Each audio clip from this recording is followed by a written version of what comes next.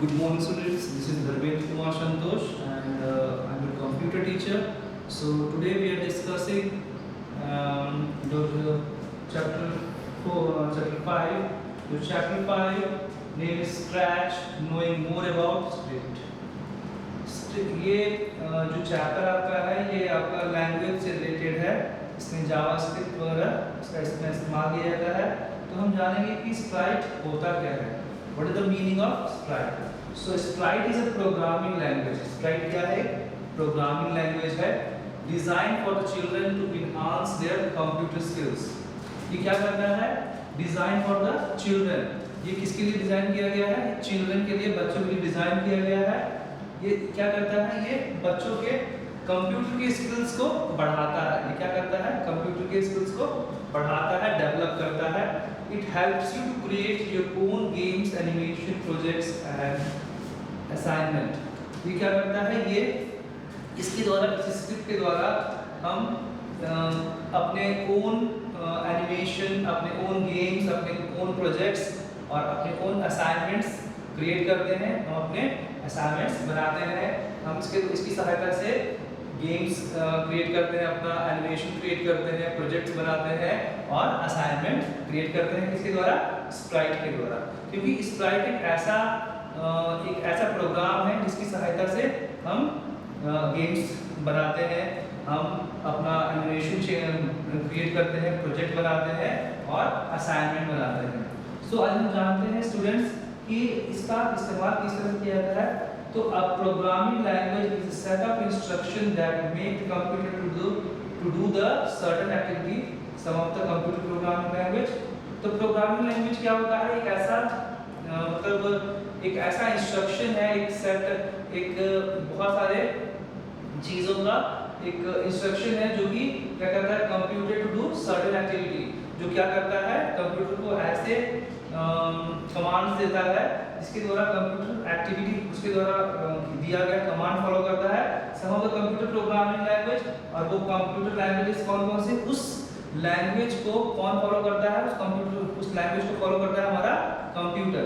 जब हम वो लैंग्वेज कंप्यूटर को उसका कमांड देते हैं, उस लैंग्वेज को जब हम लिखते हैं तब कंप्यूटर उस लैंग्वेज को फॉलो करता है।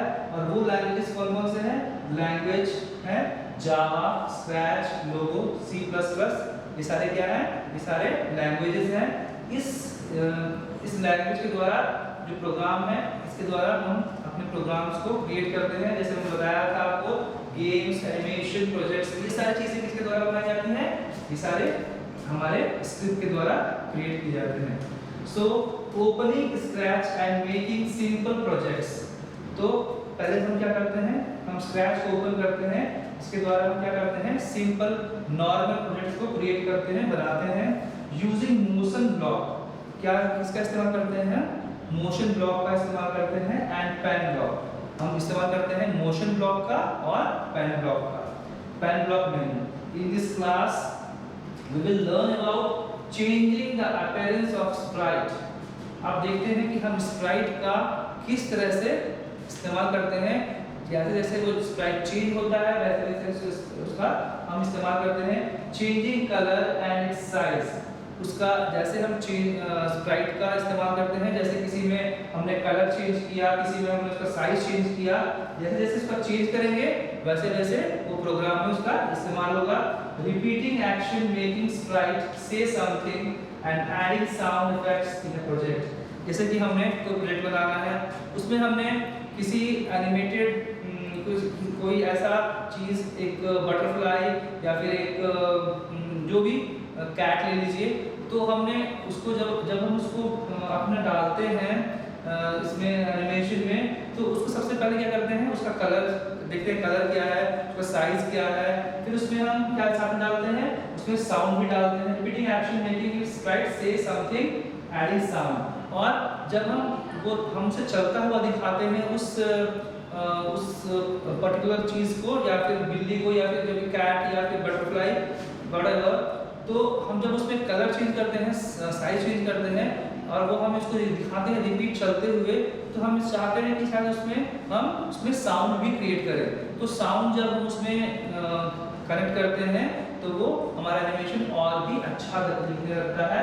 Adding sound effect in a project, जब हम ये सारी चीज़ें उसमें कनेक्ट करते हैं तो ये हमारा जो एनिमेशन होता है ये हमारा रनिंग प्रोजेक्ट हो जाता है, रनिंग चलता फिरता हमारा एनिमेशन बन जाता है।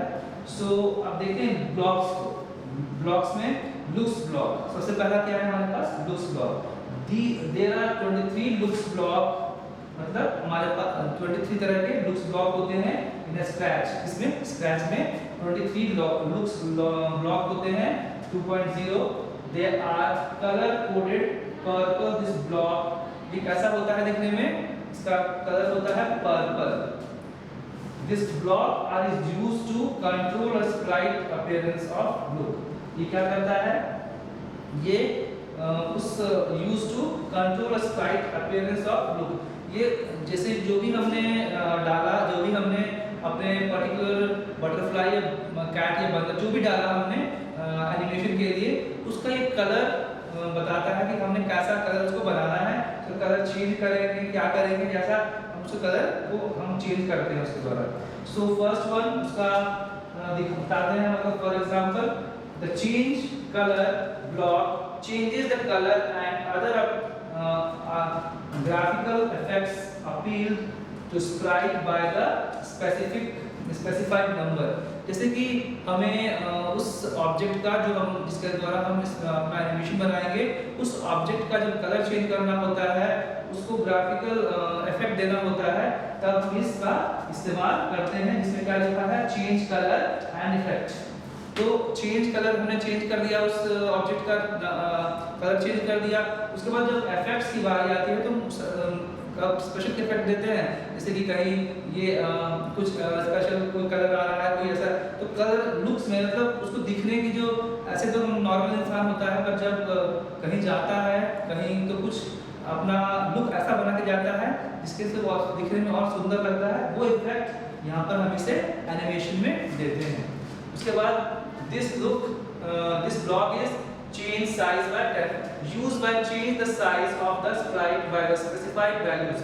अब हम जो हमारा ऑब्जेक्ट है, उस ऑब्जेक्ट का, उस पर्टिकुलर एनिमेटेड ऑब्जेक्ट का हम साइज चेंज करते हैं। जैसे में लिखा हुआ है चेंज साइज बाय 10, ये हमारा ब्लॉक है। इस ब्लॉक में हमने लिखा रखा है चेंज साइज बाय 10। तो जब हम इसका साइज चेंज करते हैं, हम क्या साइज डालेंगे? 10 डालेंगे, 20 डालेंगे। 10 यहाँ लिख रखा है, अगर हमें लिखना है 20, so we can change the size of 20 used to change the size of the sprite by the specified values।